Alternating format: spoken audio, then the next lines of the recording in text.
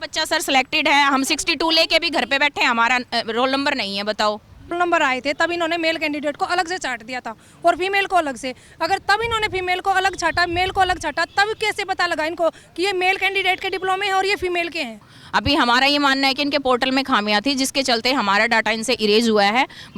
ये बताओ, BCB की हमारी MPSW फीमेल की कट ऑफ 41 पॉइंट समथिंग है और हमारे मार्क्स 60 पॉइंट समथिंग है, फिर भी हमारा रोल नंबर नहीं आया। कोर्ट केस में भी जाने का कोई किसी के पास इतने पैसे एक्स्ट्रा नहीं है सर, सब गृहस्थी वाले इंसान हैं। तो हम भी ये सोचते हैं कि बिना कोर्ट केस के काम चल जाए। SSC सिर्फ इतनी प्रॉब्लम सोल्ड आउट करे कि हमारा ऑफलाइन DV ले और सबका ऑफलाइन DV हो, उसके चलते हमारे डॉक्यूमेंट्स चेक हों और लिस्ट को दोबारा लगाया जाए।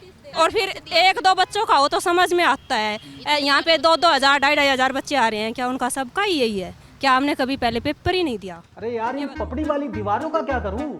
हर साल दिवाली पर पेंट कराने के बाद भी ये ले, इस साल कोई आम पेंट नहीं, इंटररेक्स पेंट करवा, जो है 100% वाटरप्रूफ, रखे आपकी दीवारों को हर मौसम में पपड़ी, सीलन और बदबू से सुरक्षित। इंटररेक्स पेंट कराओ, चमचमाती दीवारें सालों साल पाओ।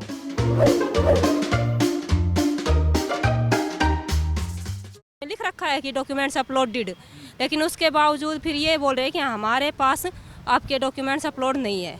जब फिर हमारे 10वीं 12वीं की सर्टिफिकेट आपके पास अपलोड नहीं है तो आपने किस बेस पे हमारा एडमिट कार्ड निकाल के हमारा पेपर लिया? आपने हमारी स्क्रूटनी किस हिसाब से की कि भाई ये कैंडिडेट MPSW फीमेल के लिए एलिजिबल है नहीं है? जो एलिजिबल है उन्हीं का पेपर हुआ होगा। फिर इन्होंने पेपर तो ले लिया, अब ये कह रहे हैं कि अपलोड नहीं है। और फिर 1-2 बच्चों का हो तो समझ में आता है, यहाँ पे 2-2 हज़ार 2,500 हज़ार बच्चे आ रहे हैं, क्या उनका सबका ही यही है? क्या हमने कभी पहले पेपर ही नहीं दिया? ये बताओ, BCB की हमारी MPSW फीमेल की कट ऑफ 41 पॉइंट समथिंग है और हमारे मार्क्स 60 पॉइंट समथिंग है, फिर भी हमारा रोल नंबर नहीं आया।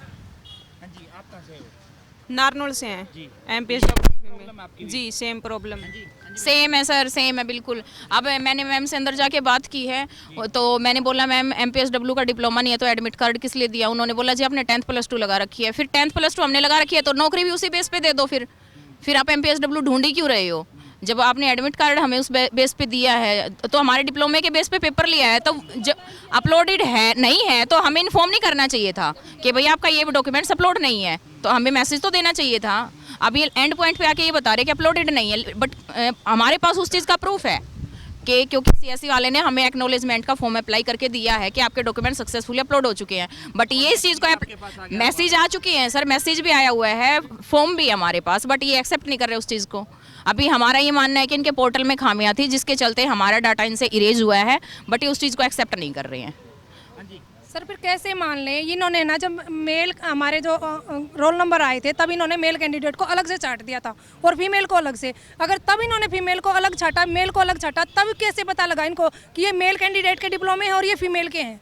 अगर ये बात सही है कि हाँ ये डिप्लोमे इन्होंने देखे हैं तो अब कैसे नहीं है इनके पास? हमें ये प्रूफ चाहिए। हमारे पास प्रूफ है, हमने डिप्लोमे अपलोड किए हैं, लेकिन इनके प्रूफ नहीं है, कोई प्रूफ नहीं है कि इनसे डाटा कहाँ गया। कल से आए हो यहाँ पे? बिल्कुल सर, हम नाइट से यहीं पे हैं। तो अब आगे क्या रणनीति रहेगी? आप महिलाएं हैं, कोर्ट केस की तैयारी है सर, और हम ये चाहते हैं, हमें कोर्ट केस में भी जाने का कोई किसी के पास इतने पैसे एक्स्ट्रा नहीं है सर, सब गृहस्थी वाले इंसान हैं। तो हम भी ये सोचते हैं कि बिना कोर्ट केस के काम चल जाए। SSC सिर्फ इतनी प्रॉब्लम सोल्ड आउट करे कि हमारा ऑफलाइन DV ले और सबका ऑफलाइन DV हो, उसके चलते हमारे डॉक्यूमेंट्स चेक हों और लिस्ट को दोबारा लगाया जाए। हमें रिटर्न में नोटिस चाहिए, हमें आश्वासन नहीं चाहिए, क्योंकि इन्होंने ना बायोमेट्रिक के लिए नोटिस डाल दिया MPSW और स्टाफ नर्स के लिए कल के लिए, और ये हमको ये बोल रहे हैं कि सोमवार या मंगलवार को हम आपका कुछ ना कुछ करेंगे। तो अभी तो आप उनकी ज्वाइनिंग करवा रहे हो, बायोमेट्रिक ले रहे हो, फिर हम कैसे मान लें उनकी ज्वाइनिंग हो जाएगी? हम तो रह जाएंगे, इतनी सीट तो वैकेंट भी नहीं है जितने बच्चे यहाँ पे बैठे हुए हैं। 45 वाला बच्चा सर सिलेक्टेड है, हम 62 लेके भी घर पे बैठे हैं, हमारा रोल नंबर नहीं है, बताओ। अब उसका क्या रीजन दे रहे हैं? ये अपलोडेड नहीं है, कोई जेन्युइन रीजन थोड़ी ना है ये। स्कोर कार्ड ही नहीं आया सर, किस बच्चे के कितने नंबर है, कोई स्कोर कार्ड नहीं, सीधी ज्वाइनिंग लो। कोई स्कोर कार्ड नहीं है, किसी बच्चे को पक्का ये नहीं पता कि मेरे इतने नंबर है। आंसर की के हिसाब से हमारे 60 बन रहे हैं, ठीक है। अब किसी को ये सिर्फ OMR और आंसर की ऑफिशियल नंबर्स आई है वो मैच की हमने। नंबर्स का कोई नो सर, कोई स्कोर कार्ड नहीं है, कोई डिटेल नहीं आई अभी, नहीं सर, कोई डिटेल नहीं है। और जो लड़कियां सिलेक्ट हुई हैं सर, हम कैसे मान ले कि उनके डिप्लोमे यहाँ अपलोड थे? क्या यह बात सबको दिखाई गई है स्क्रीन पे? हमने अपने चेक किए, अब ये कह रहे हैं कि तुम्हारे अपलोड नहीं। हम कैसे मान ले कि उन लड़कियों के डिप्लोमे अपलोड हैं? इस बात को हम कैसे माने सर? नंबर भी सर बहुत ज्यादा कम है हमसे जिनका सिलेक्शन हुआ है। उनके 40-45 तक अरेंज में है, उनका भी सिलेक्शन हुआ, बट हम 62 लेके भी सिलेक्टेड नहीं है।